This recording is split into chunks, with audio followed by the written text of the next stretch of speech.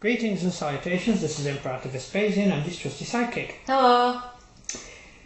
Today we're going to be taking a look at the 203mm Soviet Howitzer, which was a Russian field battery gun built for the Second World War. It really epitomises the Soviet tactical thinking.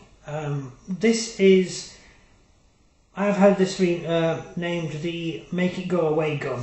Oh yeah, you did, didn't you? Yeah, the Soviet army would, the combat doctrine of the Soviet army in 1939-1940 was offence. It was all about attacking. And occasionally the Soviets thought, well, what if we come up against something really tough? They would bring these guys up, these motorised howitzers, which would then obliterate whatever it was standing in front of you. So you could use it to take out pillboxes, buildings, houses, all that sort of stuff. They were absolutely lethal. Luckily for the Germans overran most of them before the Soviets really got to use them en masse. So they tended to show up in groups of 4 or 6 around the battlefield. There weren't that many around, and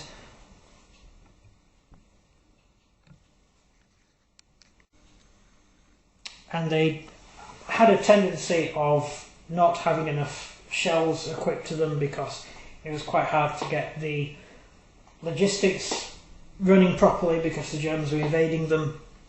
But they were quite useful guns and very powerful and very good at defence as well as offence, although really they're not defensive weapons, they're offensive weapons.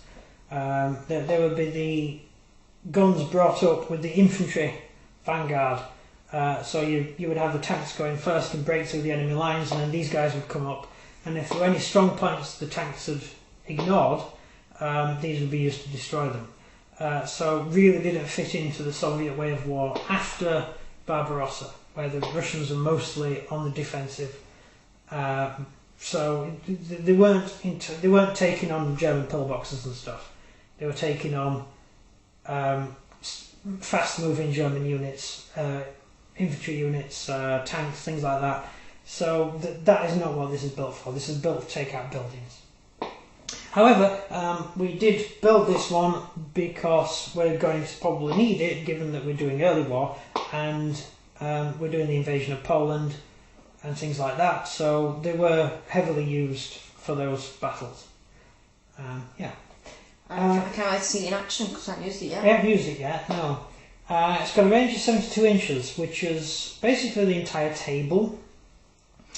And it's pretty decent. It's a pretty lethal gun.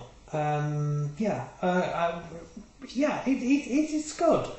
It has got its own wheels. It is a motorised track vehicle, although it also had a tractor to pull it as well. So you link the two together to move it. I can't really see a situation where these will be moving around our battlefields. No, I'm just sitting there and fire constantly. Yeah. So yeah, they are pretty lethal machines. The later versions of this were put on wheels for mobility, so they could be rapidly moved around during the Soviet advance, but that was late war, not early war. In fact, they went out of production for about a year while the Soviets moved the factories to the east, and it took them quite a while to get them going again. But yeah, for early war, definitely useful weapons to have. So yeah, it's all scratch built. The figures are just normal figures I've just put on. Any questions? No, not really. You don't have anything to say about it at all? No, not really. No, not much really to talk about. It's just really a mobile artillery piece. Yeah. Oh, well, I'd like to ask one question. What? How did the Russians get their hands or the technology to build one of them? Why are Russians stupid, do you think? In early war. Early war? Oh, this was built in the 1920s. How? Well, bear in mind, we had things exactly the same in the First World War. We had things pretty much similar prior to the First World War. In the First World War, we built massive guns. huge guns. So yeah, the Soviets were just really using no different technology to what everybody else was using. It is a huge field gun. It's a naval gun technically. It should be on a ship, but they found them very useful in urban warfare and attacking positions. Bear in mind, the whole Soviet ethos was to pound your enemy with shells and then go in and overrun them. That was even at the beginning of the war. That was their ethos. So big heavy guns are important. The Germans had big heavy guns too. I've seen them. Yeah, the British had some pretty big guns.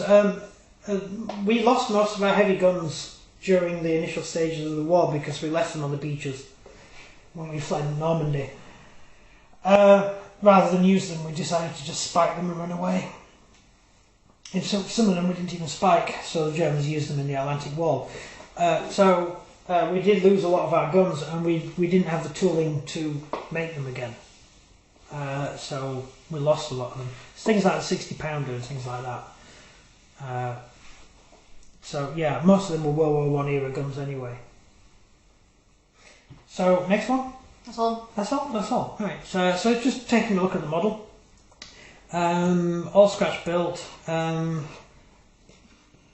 it sagged a bit after I assembled it, which was a kind of a shame, and it ended up a lot lower. Yeah. But I just finished it at night, and I went away and went to bed, and when I got up in the morning it had sagged, which is a bit of a bummer, but you know, get over it. Better than having nothing. Yeah, it is an active device, and we will see how it fares in battle. Yeah. Right, so that's the end of the video. Yeah. So if you just below, please do like and subscribe, and comment down below if you think we should have more of these in our army. Yeah. Good day. That's it for me. Oh yeah, sorry, everything from him. Good day. See ya.